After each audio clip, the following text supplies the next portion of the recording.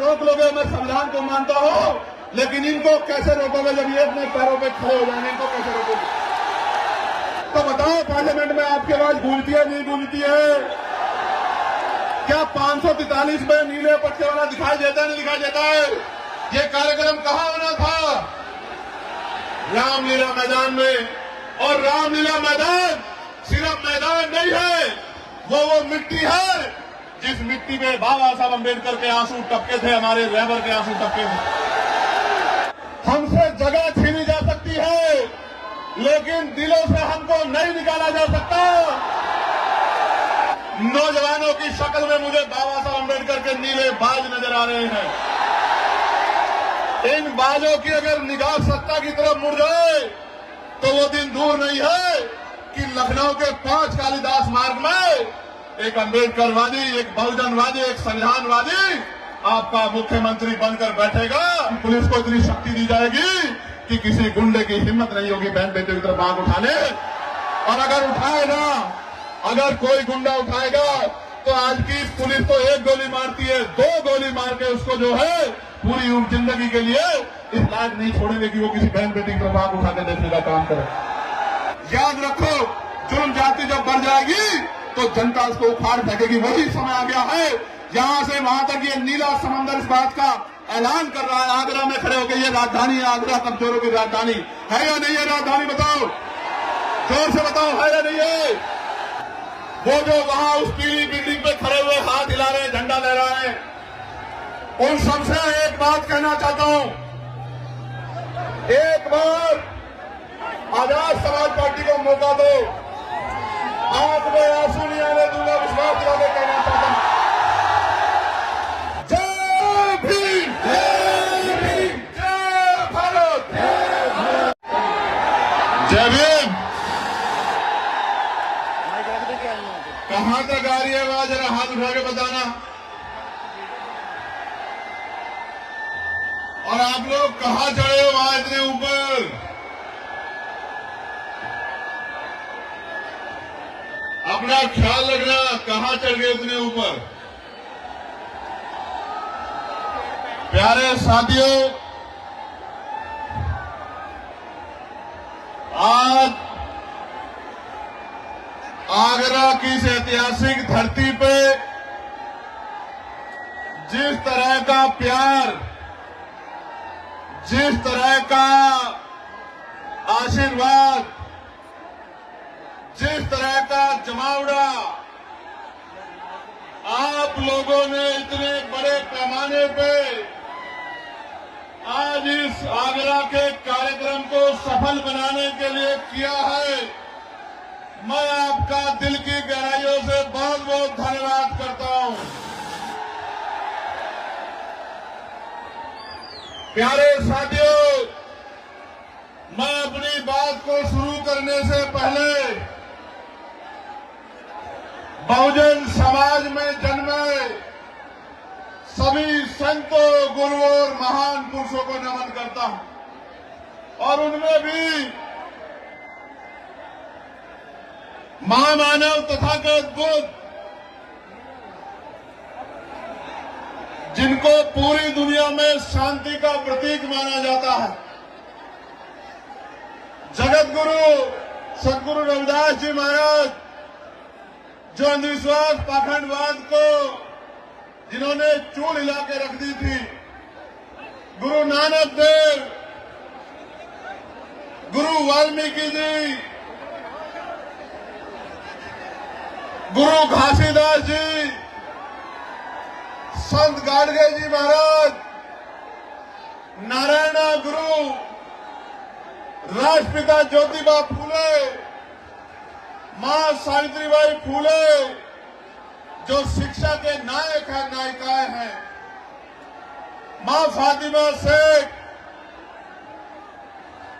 Doctor बाबा साहब अम्बेडकर संविधान निर्माता और करोड़ों भारतीयों के मुक्तिदाता डॉक्टर बाबा साहब अम्बेडकर, सर छोटू राम, मामना रामसू वर्मा, चौधरी महाराज सिंह भारती, बाबू जगदेव प्रसाद कुशवाहा, जननायक कपूरी ठाकुर, चौधरी चरण सिंह जी, कोतवाल धन सिंह गुर्जर, ब्रह्मानंद लोधी जी, संतराम बीए प्रजापति जी, बाबू शिवदयाल चौरसिया जी, मान्यवर दीना भाना वाल्मीकि साहब और मेरे रहबर, मेरे नेता, मेरे गुरु मान्यवर साहब के सारे साहब श्री काशीराम जी को नमन करता हूं। मां अल्याबाई होलकर, महाराजा बिजली काशी, मां अवंतिकाबाई लोधी, मां झलकारी बाई, मां फूलन देवी को भी नमन करता हूं। सम्मानित साथियों, आप जानते हैं कि ये कार्यक्रम जीआईसी ग्राउंड में नहीं होना था। ये कार्यक्रम कहां होना था? रामलीला मैदान में। और रामलीला मैदान सिर्फ मैदान नहीं है, वो मिट्टी है जिस मिट्टी में बाबा साहब अम्बेडकर के आंसू टपके थे, हमारे रहबर के आंसू टपके थे। जिस मिट्टी में रोए थे बाबा साहब अम्बेडकर, वो मिट्टी है। मेरी इच्छा थी कि उस मिट्टी को नतमस्तक होना है, उस मिट्टी को अपने माथे पे लगाना है और बाबा साहब अम्बेडकर के अधूरे काम को इस देश में पूरा करके दिखाना, ये संकल्प लेकर हम लोग आए। प्यारे साथियों, हमसे जगह छीनी जा सकती है, लेकिन दिलों से हमको नहीं निकाला जा सकता। वो हमसे जगह छीन सकते हैं, वो बहुत लंबे समय से ये करते आए हैं। वो हमसे आज जगह छीन सकते हैं, लेकिन आपके दिलों से हमें नहीं निकाल सकते। इस बात का प्रमाण आज आप लोगों ने दिया है। ये नौजवानों की सैलाबी ये जो संख्या है, और इधर मेरी मां बहनों का जो धूम में बैठ के आशीर्वाद देने के लिए आई है, मैं आपका कैसे धन्यवाद करूं। आपने भीम आर्मी आजाद समाज पार्टी को जिस तरह का प्यार आशीर्वाद देने का काम किया है, मैं आगरा अलीगढ़ मंडल के अपने तमाम नेताओं का बहुत बहुत धन्यवाद करता हूं। भीम आर्मी के हमारे साथी, आजाद समाज पार्टी के हमारे साथी, हमारे भाईचारा संगठनों के हमारे नेतागण, हमारे अधिवक्ता मोर्चा के साथी, मिशन 78 के साथी, युवा मोर्चा के साथियों का मैं बहुत बहुत धन्यवाद देता हूं। और ये पहला ऐसा आंदोलन है जिसके मंच पे SC, ST, OBC और मुस्लिम, जैन, सिख तमाम जातियों के नेता आपको देखने को मिलेंगे। बाकी जगह पे तो अगर वो MP MLA भी बना देते हैं, उसको इतनी हिम्मत नहीं देते कि वो अपने समाज के लिए एक शब्द मुंह से निकाल सके। आपको 2 अप्रैल 2018 याद है, नहीं याद है? मैंने तो आगरा के जिलाधिकारी कार्यालय पे भी नीला झंडा देखा था उस दिन, मेरे आज भी याद है। प्यारे साथियों, जिन साथियों ने 2 अप्रैल में बलिदान दिया था, या जो साथी 2 अप्रैल में जेल गए थे, मैं चंद्रशेखर आजाद अपनी पार्टी की तरफ से आपको वादा करता हूं, 27 में राजकाज बदलेगा। इन झूठों मुकदमों को शाम तक हम लोग हटाने का काम करेंगे। मेरी बात को आप याद रखना। और जिन निर्दोष लोगों ने पुलिस की लाठियां खाई और जेल काटने का काम किया, उन निर्दोष भाइयों को सरकार सम्मानित करने का काम करेगी, उनके आंसू पोंछने का काम करेगी। इस बात का भी मैं आपको विश्वास दिलाता हूं। प्यारे साथियों, आज जब मैं आगरा में हूं और उत्तर प्रदेश में ये हमारा दूसरा सम्मेलन है, हमने 18 प्रबुजन सम्मेलन किए थे। उन सम्मेलन के जरिए हमने कर्मचारी, अधिकारी, पूर्व प्रधान, वर्तमान प्रधान, जिला पंचायत सदस्य, क्षेत्र पंचायत सदस्य, पूर्व विधायक, पत्रकार, चिंतक, वकील, तमाम लोगों को बुला के बिठा के पूछा था कि हमें उत्तर प्रदेश में इन गरीबों को राजकाज में लाना है। आप रास्ता बताओ। पूरे बुद्धिजीवी समाज ने हमारे हाथों को मजबूत करने का विश्वास दिलाया था और आज ये उसका प्रमाण है कि जहां तक नजर जा रही है नीला नीला समंदर नजर आ रहा है। और सिर्फ नीला समंदर नजर नहीं आ रहा है, नौजवानों की शक्ल में मुझे बाबा साहब अम्बेडकर के नीले बाज नजर आ रहे हैं। इन बाजों की अगर निगाह सत्ता की तरफ मुड़ जाए तो वो दिन दूर नहीं है कि लखनऊ के 5 कालिदास मार्ग में एक अम्बेडकरवादी, एक बहुजनवादी, एक संविधानवादी आपका मुख्यमंत्री बनकर बैठेगा और प्रदेश के लोगों को न्याय दिलाने का काम करेगा। प्यारे साथियों, आगरा में जब बाबा साहब अम्बेडकर अपनी बात को रख रहे थे, नौजवानों, मैं जानता हूं कि संख्या ज्यादा है और आपको परेशानी हो रही है, लेकिन आप ये समझ लो ये परेशानी उस परेशानी से कम छोटी है जब हमारे लोगों पे जुल्म जाति अन्य अत्याचार होता है और आप सड़कों पे खड़े होकर मुकाबला करते हो। मैं आपकी हिम्मत को दाद देता हूं। प्यारे साथियों, बाबा साहब अम्बेडकर जब अपनी बात रख रहे थे 18 मार्च 1956 में उन्होंने सभी को समझाने का काम किया और उनकी कुछ बातें जो जेल में रहते मैंने पढ़ी थी, जिनका मेरे ऊपर इतना गहरा असर हुआ कि आज भी रात को जब आंख खुल जाती है अचानक से तो याद आता है कि बाबा साहब अपने अंतिम समय में रोआ करते थे, उनकी आंखों में आंसू होते थे और उनकी उम्मीदें नौजवानों से लगी हुई थी।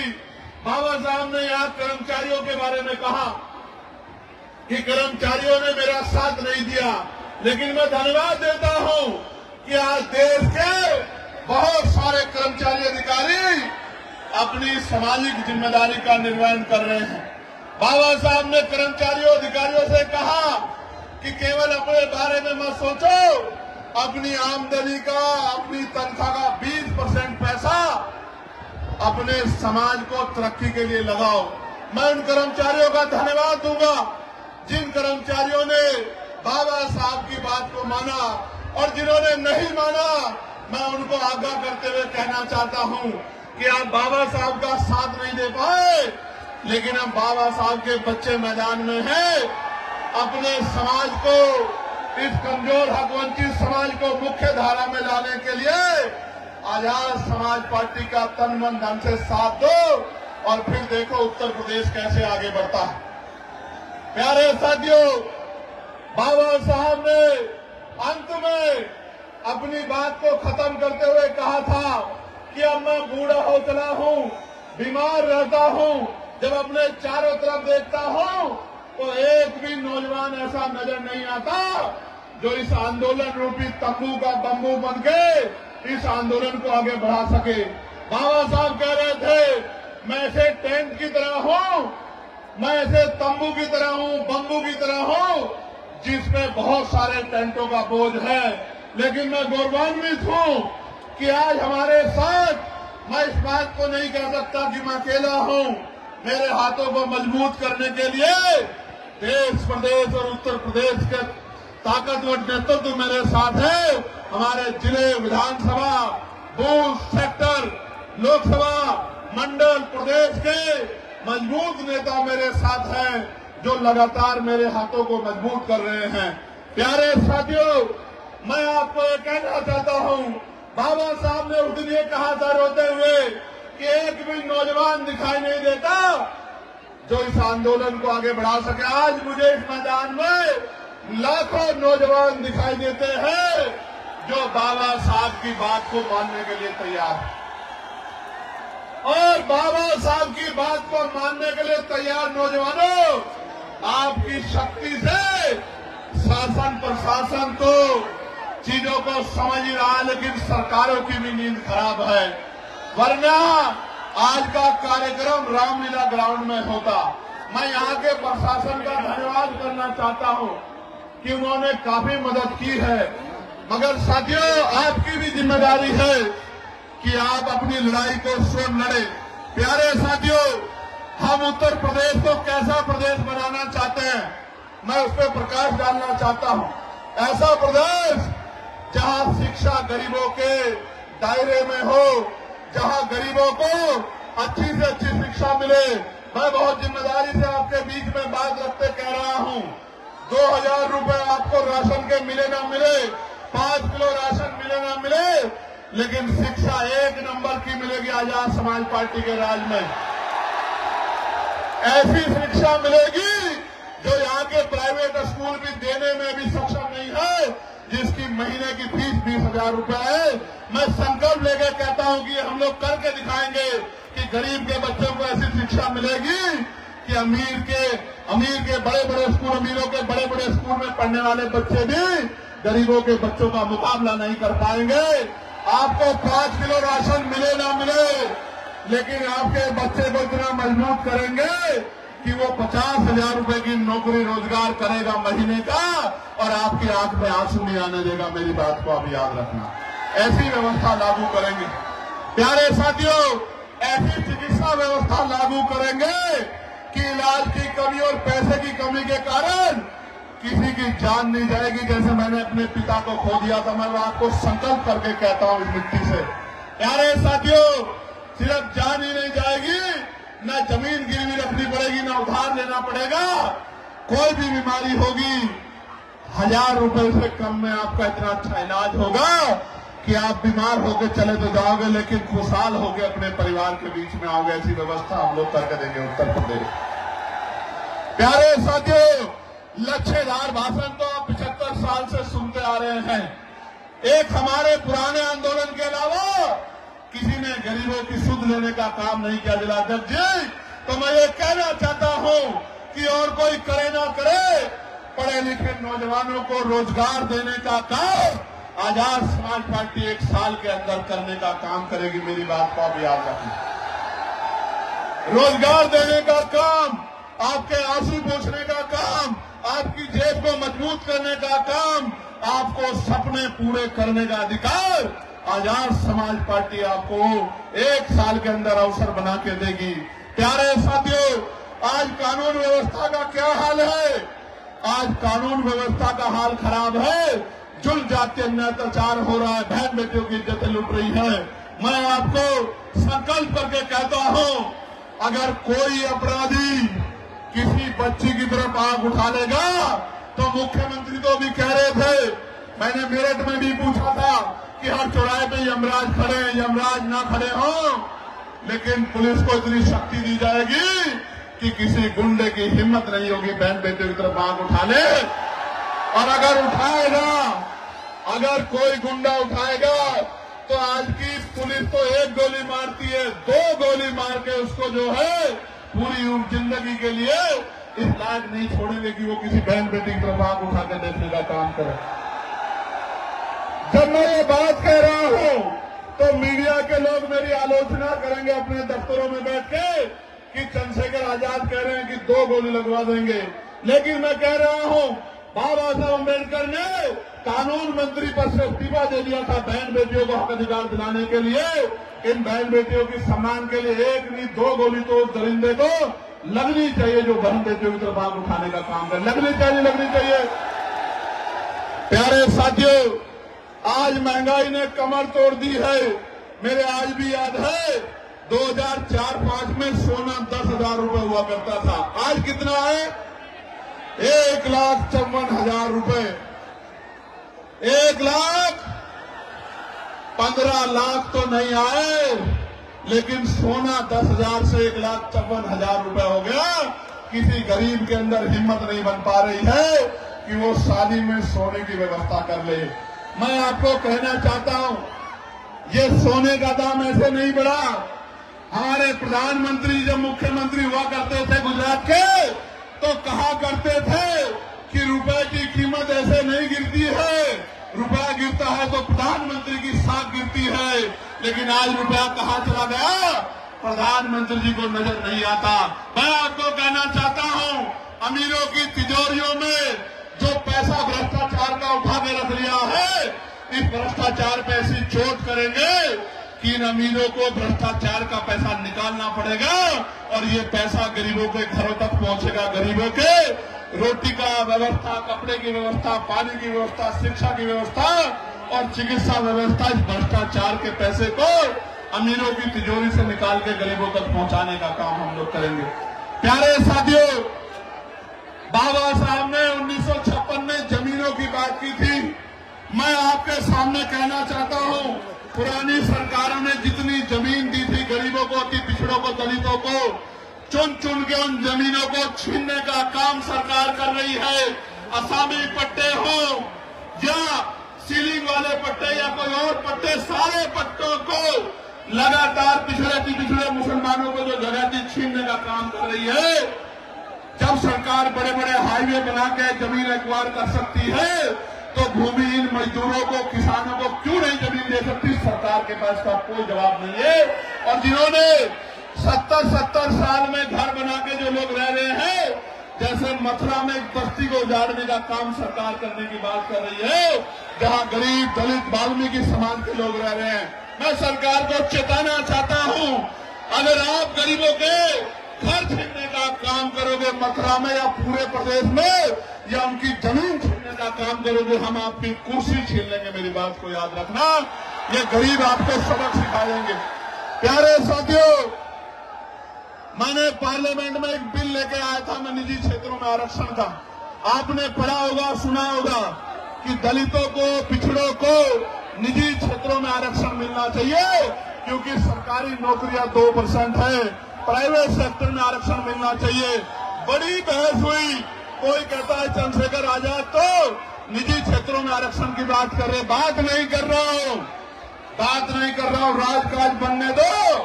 पिछड़े, अति पिछड़ों, दलितों को 98% प्राइवेट सेक्टर में आरक्षण देने का काम हम लोग करेंगे, रोजगार देने का काम हम लोग करेंगे। मेरी बात को आप याद रखना।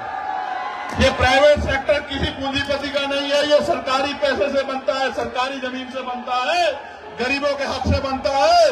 इस 98% प्राइवेट सेक्टर में आज आगरा की धरती से संकल्प हम लोग लेते हैं, इस 98% प्राइवेट सेक्टर में, इन उद्योगों में कमजोर वर्गों के लोगों को हम लोग आरक्षण देने का काम करेंगे। इस बात का मैं आपको विश्वास दिलाता हूं।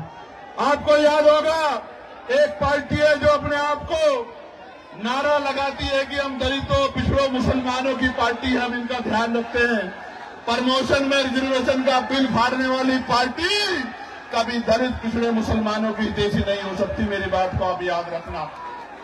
मैं आपको आगरा की धरती से चेताने का काम कर रहा हूं। ये आपकी वोटों को लेने के लिए तमाम तरह के कपड़े, तमाम तरह की भाषा बदल के आएंगे। ये आपके हितैषी होते तो आपके कर्मचारियों को डिमोशन का सामना नहीं करना पड़ता, आपके कर्मचारियों को खून के आंसू नहीं रोने पड़ते। इस बात का आपको एहसास होना चाहिए। और अगर हम लोग को मौका मिल जाएगा तो पिछड़े, अति पिछड़ों को भी दलितों के साथ प्रमोशन में आरक्षण दिलाने का काम हम लोग उत्तर प्रदेश में करेंगे। मेरी बात को आप याद रखना। प्यारे साथियों, मैं तो यही तक नहीं, मैं सामाजिक न्याय को मानने वाला व्यक्ति हूं। आगरा की धरती पे खड़े हुए कह रहा हूं, इसीलिए तमाम लोग मेरे पीछे षड्यंत्र कर रहे हैं कि दलितों की तरह पिछड़े वर्ग के लोगों को भी पॉलिटिकल रिजर्वेशन हम लोग दिलाने का काम करेंगे विधानसभा, लोकसभा में। मेरी बात को आप याद रखना। जो कोई नहीं कर पाया वो बाबा साहब अम्बेडकर के बच्चे करके दिखाएंगे। मुस्लिम भाइयों, आप भी तैयार हो जाओ, हिम्मत करके दिखाओ। आजाद समाज पार्टी आपको भी संख्या के आधार पर आपकी हिस्सेदार दिला कर रहेगी। मेरी बात को याद रखना। और अति पिछड़े वर्ग के लोगों को कहना चाहता हूं, उनके मन में भय रहता है। आरक्षण 27% दिया गया है, जबकि आबादी 52% थी। मैं आपको विश्वास दिलाता हूं, पिछड़े वर्ग के लोगों को, पाल प्रजापति, कश्यप मौर्य, साक्यम बिल, कुशवाहा, राजभर, तमाम लोगों को 15% उत्तर प्रदेश में अलग से आरक्षण की व्यवस्था करा के देने। मेरी बात को आप याद रखना, जिससे कि कोई विवाद न रहे और आपकी भी संख्या कम न रहे, आपको भी आगे बढ़ के आने का मौका मिले। पाल प्रजापति, सैन विश्वकर्मा मौर्य का बच्चा भी, निषाद का बच्चा भी, दुनिया चौहान का बच्चा भी मुख्य धारा में। इस बात का भी मैं आपको विश्वास दिलाता हूं। प्यारे साथियों, आगरा में जूते का व्यापार होता है, अलीगढ़ में ताले का बड़ा काम है, फिरोजाबाद में कांच का बड़ा काम है, जीएसटी, पहले जीएसटी की मार, फिर लाइसेंस में गैर जिम्मेदारी, फिर छापेमारी के नाम पे लगातार उत्पीड़न किया जा रहा है। लगातार कारीगरों को, मजदूरों को मजबूर करने का काम ये सरकार कर रही है। छोटे छोटे व्यापारी आगरा में जब रिक्शे से अपना माल भेजते हैं तो जीएसटी के अधिकारी उनको पकड़ के 50-50 हजार रुपए की रिश्वत वसूलने का काम करते हैं। राजकाज बदलने दो, एक एक पैसे का हिसाब होगा जो गरीबों का छीनने का काम कर रहे हैं, मजदूरों का। मैंने तो पत्र लिखा था सरकार को कि जीएसटी में छूट करो, और मैं कहना चाहता हूं हमारा व्यापार मंडल मजबूत है। किसी व्यापारी को दिक्कत हुआ करे तो हमारे भीम व्यापार मंडल के साथियों से मिल लिया करो, अपनी समस्या इनको बता दिया करो। प्यारे साथियों, अभी यूजीसी के नए नियम आए हैं, बड़ी चर्चा हो रही है, बड़ा विरोध हो रहा है, और मैं आपको स्पष्ट कहना चाहता हूं वही विरोध कर रहा है जो जाति के आधार पर एससी, एसटी, ओबीसी के बच्चों का शोषण करने का काम करता है, उनको अपमानित करने का काम करता है। इससे किसी को दिक्कत नहीं है, सिवाय द्रोणाचार्य के जो एकलव्य का अंगूठा काटना चाहता है। उसके अलावा यूजीसी के नए नियमों से किसी को दिक्कत नहीं है। और मैं सरकार को कहना चाहता हूं, चंद मुट्ठी भर लोगों की वजह से अगर यूजीसी पे फैसला वापस हुआ तो हम 85% बहुजन समाज के लोग सड़कों पे उतर के सरकार को बताने का काम करेंगे कि हमारे बच्चों पे जो जितना जो है बड़ी बड़ी यूनिवर्सिटियों में सुसाइड और तमाम तरह के अटेम्प्ट हो रहे हैं, इस अपमान को, इस दर्द को हम लोग भूलने वाले नहीं है। चेतावनी भी मैं सरकार को देना चाहता हूं। ये सरकार धर्म की बात करती है, गौरव यहां खड़े, धर्म की बात सरकार करती है, और अभी ये अपने धर्म के शंकराचार्यों के साथ कैसा व्यवहार कर रही है आप लोग देख लो। प्रयागराज इसका बहुत बड़ा उदाहरण है, जो अपनों की नहीं हुई। हालांकि मेरा उनसे वैचारिक मतभेद है, क्योंकि वो वर्ण व्यवस्था को मानते हैं, मनुस्मृति को मानते हैं, ये उनका अधिकार है, लोकतंत्र है, आर्टिकल 25-26 है। लेकिन हम लोग संविधान को मानने वाले लोग हैं, मानवता को मानने वाले लोग हैं, भगवान बुद्ध को मानने वाले लोग हैं। हम लोग किसी के साथ भी अन्याय बर्दाश्त नहीं करते। इसलिए वैचारिक मतभेद के बाद भी मैंने कहा कि वहां गलत हुआ, जिस तरह से उनके शिष्यों की चुटियां पकड़ के उनको खींचा गया। ये इस बात का उदाहरण है कि जब सत्ता तानाशाह हो जाती है तो पहले उसी का इलाज करती है जिसने उसको सत्ता में लाकर बिठाने का काम किया है। प्यारे साथियों, आज उत्तर प्रदेश में बरेली में अन्याय हो रहा है आप सबके सामने। आज हाथरस में अन्याय हो रहा है, हाथरस के जख्म अभी हम भूले नहीं है। आज बुलंदशहर में क्या हाल है, प्रयागराज आपको याद होगा किस तरह से 90 बच्चों को जेल भेजने का काम इस सरकार ने किया था। और प्रयागराज में कौशाम्बी में अपनी पाल समाज की बच्ची को मुझे जाने नहीं दिया था उनके घर पे। और आपको याद होगा कानपुर देहात में क्या अन्याय हुआ, आपको याद होगा अरुण वाल्मीकि के यहाँ हम लोग आए थे जब उस बच्चे को मार दिया था, उसकी 30 दिन की उसकी गर्भवती पत्नी को पीटने का काम किया था। मैं उस दिन उनके आंसू पूछने के लिए आया था। हाथरस के परिवार को मुख्यमंत्री ने वादा किया कि नौकरी और घर देंगे, नहीं दिया। ये इनके वादे खोखले हैं। और अभी मेरठ में आपने देखा, मेरठ के कपसार में एक चुनाव सांसद अपनी बहन से और अपनी मरी हुई मां से नहीं मिल पाया, पुलिस बना के मुझे रोकने का काम किया। मैं कहना चाहता हूं, मुझे तो रोक लोगे, मैं संविधान को मानता हूं, लेकिन इनको कैसे रोकोगे जब ये अपने पैरों पे खड़े हो जाएंगे? इनको कैसे रोकोगे? मुझे रोक लो, मैं कानून को मानता हूं, लेकिन कानून चलाने वाले हाथ जब इनके हो जाएंगे, जब इनका राज का जाएगा कमजोरों का, तब इन गुंडों को कैसे बचाओगे? इनके बारे में, गुंडों के बारे में सोचो। प्यारे साथियों, मैं बहुत जिम्मेदारी से आपको ये कहना चाहता हूं, इस जुर्म जाति को रोकने के लिए हमें कमर कसनी होगी, क्रांति के लिए तैयार होना पड़ेगा। और क्रांति संवैधानिक रूप से वोट के रूप में होगी। जब मैं सड़कों पे था, सड़कों पे लड़ता था, आज पार्लियामेंट में आपने भेज दिया है, तो बताओ पार्लियामेंट में आपकी आवाज गूंजती है नहीं गूंजती है? क्या 543 में नीले पट्टे वाला दिखाई देता है, नहीं दिखाई देता है? कहीं छिप तो नहीं जाता? सुनते हो नहीं सुनते हो? प्यारे साथियों, इस देश में 15 अगस्त 1947 को तय हो गया था। मुस्लिम समाज के भाई सुन लें, जैन समाज के भाई, सिख समाज के भाई, बौद्ध समाज के भाई, क्रिश्चियन समाज के भाई सुन लें, हमारे जो मसीह समाज को मानने वाले लोग हैं वो भी सुन लें। 15 अगस्त 1947 को तय हो गया था कि जिस स्ट्रक्चर का जो स्वरूप है, अगर वो मस्जिद है तो मस्जिद रहेगी, वो मंदिर है तो मंदिर रहेगा, वो चर्च है तो चर्च रहेगा, वो गुरुद्वारा है तो गुरुद्वारा रहेगा। लेकिन जब से इनकी सरकार आई है, हर मस्जिद को, हर गुरुद्वारे को, हर चर्च को जानबूझ के टारगेट करने का काम ये सरकार कर रही है कि इनका राजनीतिक एजेंडा कामयाब होता रहे। मैं आपको कहना चाहता हूं, सरकार की जिम्मेदारी है कि पुलिस को कहे, एडमिनिस्ट्रेशन को कहे कि इस तरह का माहौल खराब नहीं होना चाहिए। लेकिन कई बार फतेहपुर के मकबरे को हम लोग देखते हैं, सरकार सामने नजर आती है, बीजेपी के लोग तोड़ने का काम करते हैं। मैं आपको कहना चाहता हूं, हिम्मत मत हारो।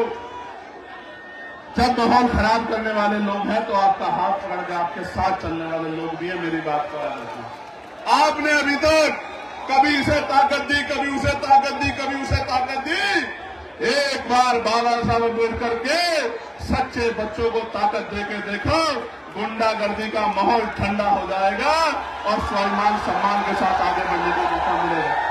प्यारे साथियों, ये तो मैं हूं जो पार्लियामेंट में बोलता हूं, सड़क पे मुसलमान, ईसाई, सिख, जैन, बौद्ध, वरना अल्पसंख्यक कह के लंबे समय तक आपसे वोट ली गई है। आप इस बात को जानते हैं।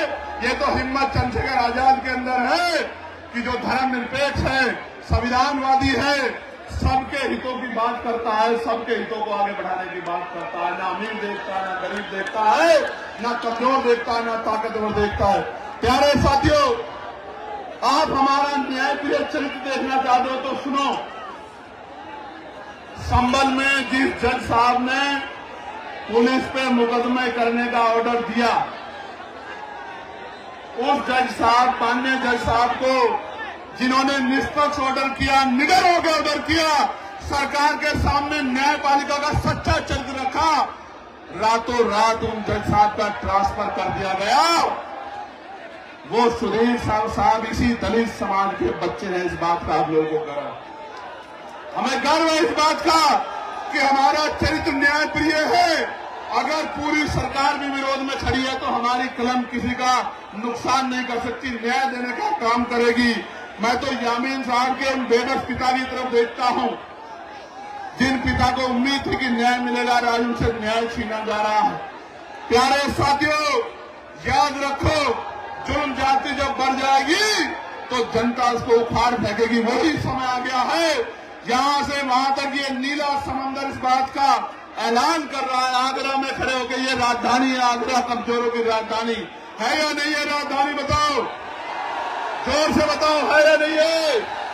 ये राजधानी में खड़े होकर मैं आपको कह रहा हूं, पिछड़ो पिछड़ो, दलितों को, मुसलमान भाइयों को, सिख भाइयों को, जैन भाइयों को, बुद्धिस्ट भाइयों को, न्याय प्रिय सामान्य जाति के लोगों को भी कह रहा हूं, ये सरकार धर्म के नाम पे आपको कमजोर कर सकती है, कभी आपको आगे नहीं बढ़ा सकती।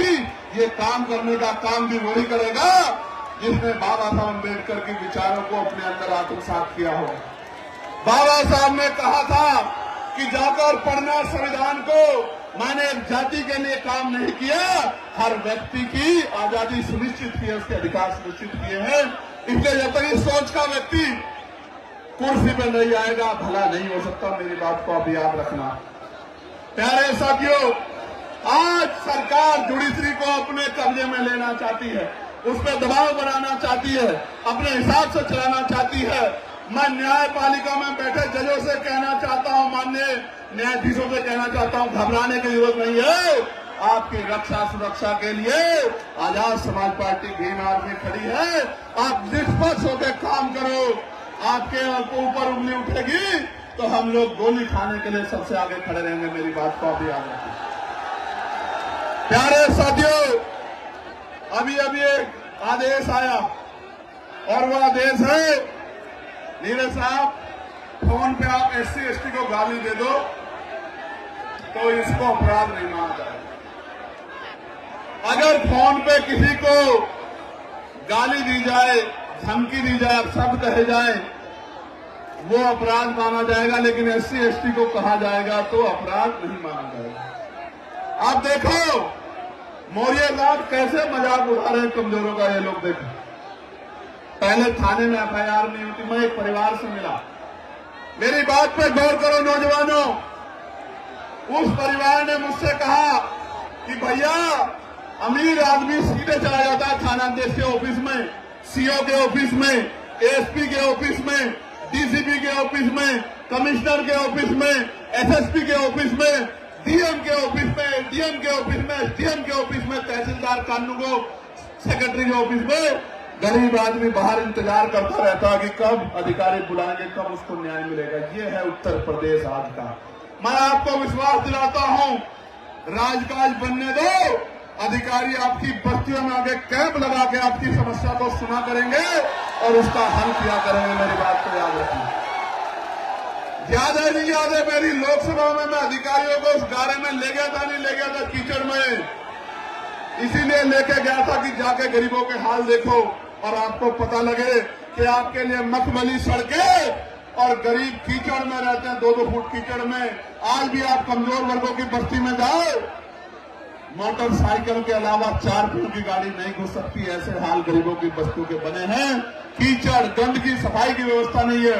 मैं आप सबको कहना चाहता हूं, हिमांशु साहब कह रहे थे, अमित गुजर जी, कसाना जी बैठे हैं, वो भी इस बात पे मुझसे कह रहे थे, छतपाल चौधरी जी भी कह रहे थे, चक साहब भी कह रहे थे, चित्तौड़ साहब ने भी कहा कि यहाँ ठेकेदारी आउटसोर्सिंग के जरिए सफाई कर्मचारियों को देश भर में भी और आगरा में उनके हितों को लूटने का काम किया जा रहा है। मैं आपको विश्वास दिला जाता हूं, तमाम आउटसोर्सिंग खत्म कर देंगे उसी दिन। संविदा या पक्की नौकरी, और वो भी 50,000 रुपए से कम नहीं देंगे। मेरी बात को आप याद रखना, जब आजाद समाज पार्टी के हाल में। और ये निजी क्षेत्र का ट्रेंटो का हाल देख लो, एक गरीब को कनेक्शन नहीं देती है कंपनी। इन सारी कंपनियों वालों को जो सही काम नहीं करेंगे, इनको सबक सिखाने का काम हम लोग करेंगे। प्यारे साथियों, एक बहुत बड़ी समस्या ये है कि आज ईसाई समाज, मसीही समाज परेशान है।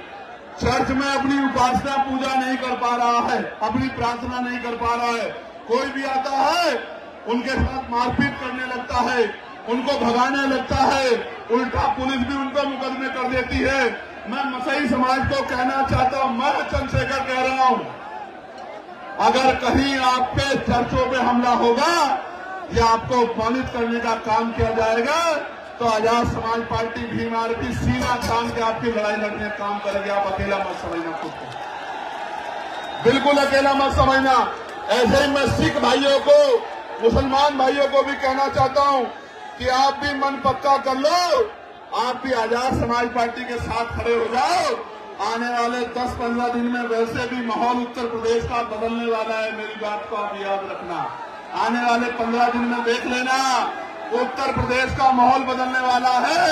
आप भी कमर कस लो, कमजोरों की एकता इत्तेहाद ही इस सरकार को उखाड़ के फेंक सकती है। वरना 95% वोट दिया था आपने पिछली बार उत्तर प्रदेश में। 2022 में क्या मिला? 125 सीटें, 125 सीटें। आप एकजुट हो जाओ, 300 सीटें जीतेंगे, 300 सीटें। मेरी बात को आप याद रखना, क्या 125 सीटों की बात करते हैं। प्यारे साथियों, आपने इतने भयंकर सैलाब में भी बड़ी जिम्मेदारी, समझदारी से इस कार्यक्रम को सफल बनाया, और जिन साथियों ने इसको सफल बनाने में अपना योगदान दिया, भाई सुनील कुमार चित्तौड़ जी, राजपाल कश्यप जी, डॉक्टर रविंद्र बघेल जी, श्याम प्रकाश बोधी जी, विक्की आजाद जी, अनिल करदम जी, MS निमेश जी, संजीव सागर जी, अच्छन अंसारी जी, राजेंद्र गुजर जी, गुफरान खान साहब, चौधरी महेंद्र सिंह जी, लाखन सिंह चक साहब, शशांक बोध जी, सौरभ दयाल जी, सौरभ चित्तौड़ जी, राजू अंसारी जी, मलखान पिंटू व्यास जी, रहमान खान जी, गौरी प्रसाद उपासक जी, महेश चंद्रा जी, प्रदीप पीपल जी, जावेद कुरैशी जी, अमजद कुरैशी जी, रामवीर करदम जी, बहन प्रतिभा जी, रविंद्र पारस जी, संगरतन सेठी जी, चंद्र प्रकाश गौतम जी, के गौतम जी, दक्ष यादव जी, ब्रजेश एडवोकेट जी, सिकंदर बोध जी, भाई रिंकू जी और तमाम हमारे साथी, रिंकू सेठ से लेकर तमाम हमारे साथियों, जिन साथियों ने अपना योगदान देने का काम किया, जिन्होंने इस कार्यक्रम को सफल बनाने के लिए अपना एक एक पैसा जुटाने का काम किया। आपका एक एक पैसा ये मेरे ऊपर आजाद समाज पार्टी पे कर्ज है। राजकाज बनने दो, रोजगार के साथ जोड़ के एक एक कर्ज को उतारने का काम करेंगे।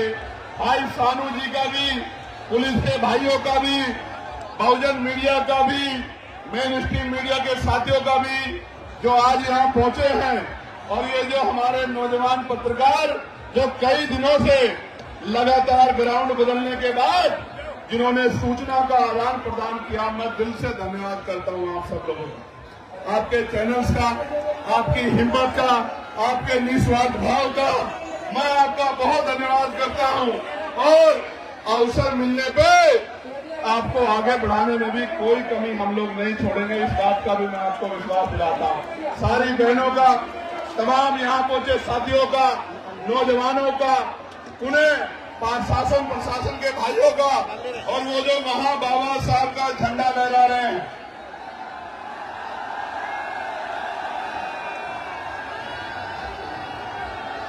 ये जो इधर पेड़ों पे चढ़े हुए हैं, उधर वहां पेड़ों पे, वो जो वहां टूरिस्ट बस पर वहां सामने खड़े हैं ग्राउंड के बाहर, वो जो वहां उस पीली बिल्डिंग पे खड़े हुए हाथ हिला रहे हैं, झंडा लहरा रहे हैं, उन सबसे एक बात कहना चाहता हूं, एक बार आजाद समाज पार्टी को मौका दो, आंख में आंसू नहीं आने दूंगा, विश्वास दिला के कहना चाहता हूं। मेरे साथ हाथ ऐसे करके संकल्प करो, यहां से लेकर वहां तक सब लोग। आज हम आगरा की इस ऐतिहासिक धरती पर, इस ऐतिहासिक धरती पर 18 मार्च 1956 को बाबा साहब ने अपनी बात को रखते हुए समाज में पीड़ा को देखकर भावुकता के कारण ये कहा था कि मुझे एक भी नौजवान नजर नहीं आता, जो इस आंदोलन का तंबू बन के इस आंदोलन को आगे बढ़ा सके। हम आज 25 फरवरी 2026 को संकल्प लेते हैं कि बाबा साहब अम्बेडकर के आंसुओं का संकल्प है हमें, हम मिट जाएंगे, लेकिन बाबा साहब के सपनों को अधूरा नहीं रहने देंगे। हम इसी जीवन में जीते जी बाबा साहब के सपने को पूरा करके दिखाएंगे। मानवता का राज लाएंगे, गरीबों का राज लाएंगे, गरीबों के आंसू पूछेंगे, समानता, बंधुत्व, भाईचारे पे आधारित समाज बनाएंगे। हम प्रथम और अंतिम भारतीय हैं, भारत की शान बढ़ाएंगे, तिरंगे का मान बढ़ाएंगे, और अपने देश को मजबूत बनाएंगे। जय भीम, जय भारत।